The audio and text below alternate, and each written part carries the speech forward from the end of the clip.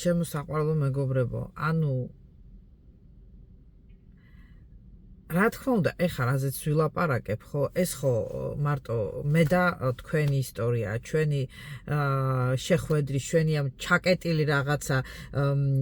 დიალოგის, იმ პატარა რაღაცა კაბინეტში, ასე რომ ვთქვათ, YouTube-ში, სადაც ხდება ჩვენი შეხვედრა და რა თქმა უნდა, ეს საუბარი ეხება მარტო იმ ადამიანებს, ვინც აზროვნებს, ესე იგი,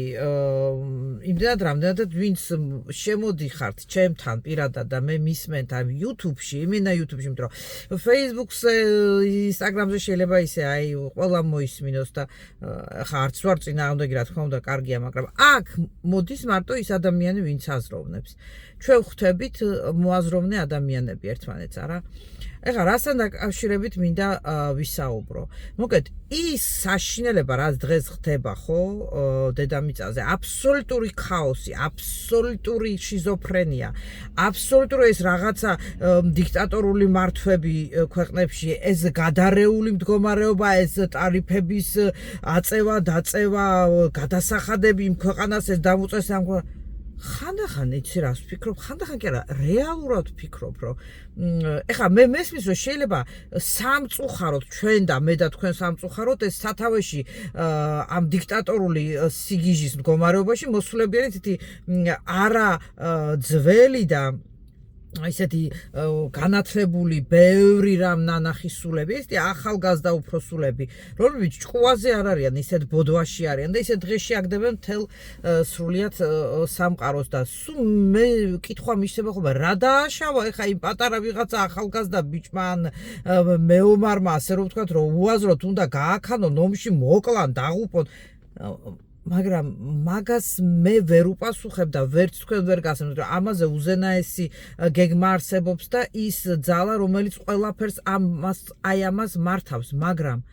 ისმის კითხვა, რომ მე რა დავაშავე, არა? დღეს მაგალითად, აი მე რატო უნდა ვიყო მომსწრე და რატო უნდა უყურებდე თუ გინდ ამ საშინელებ კატასტროფას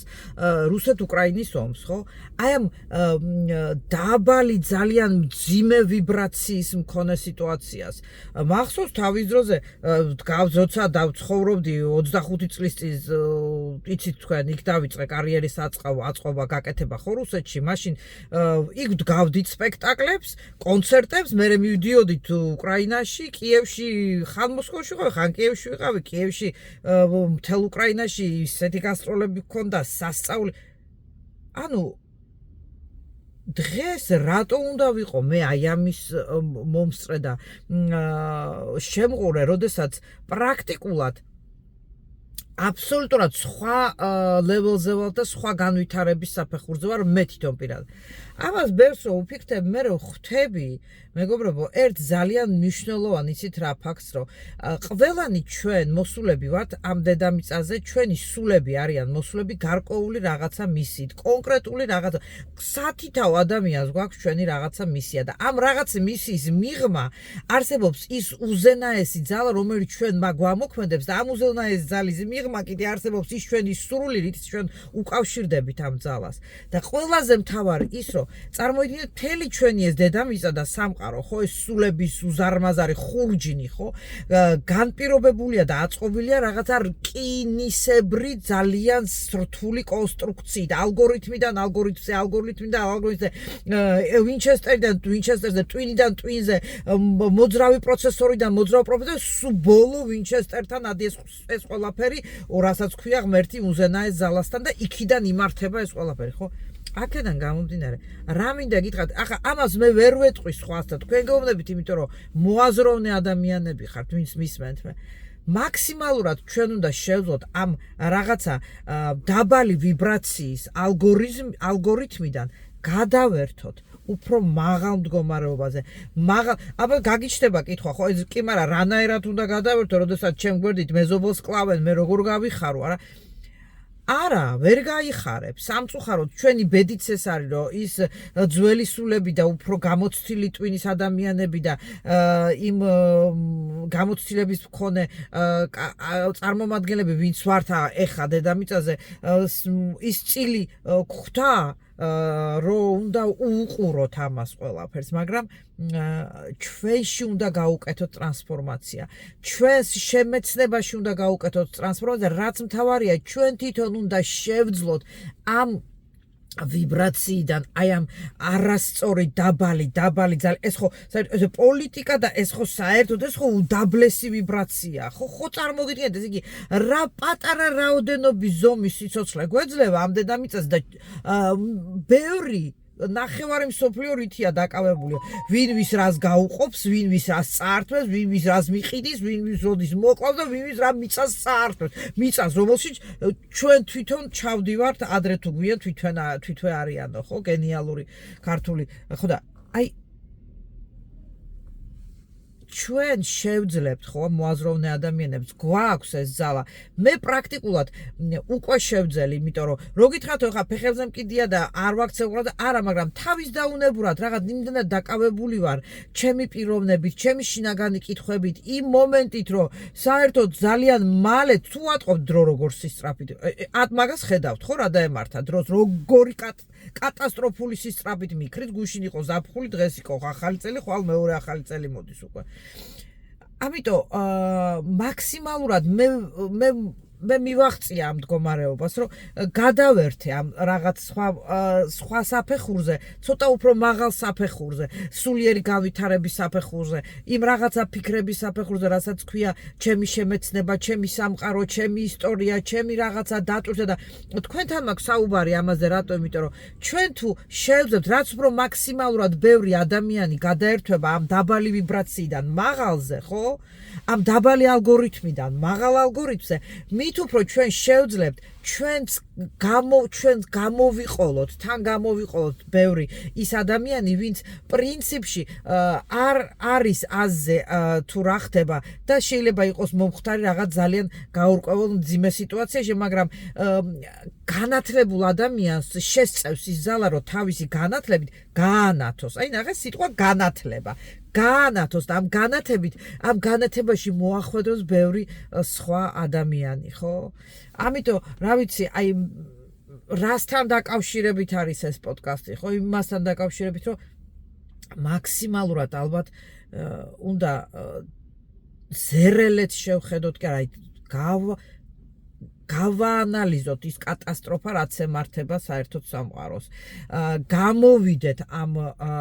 ვიბრაციის საფეხურიდან აი ამ საფეხურზე არ შეიძლება დარჩენა იმიტომ რომ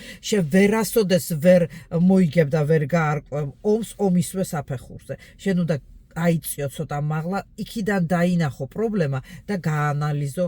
შემდეგ ეს სიტუაცია ხო ამიტომ მაქსიმალურად მოგიწოდებთ რა ეხა პროსტა გირჩევთ რა რომ ვისაც არა გაქვთ ჯერ ეს სურვილი დაბადებული იქნებ გაგიჩნდეთ ვისაც გაქვთ ბევრს დარწმუნებული არ ვინც მისმენთ აი ეს შინაგანი წყურვილი იმისა რომ გაიგო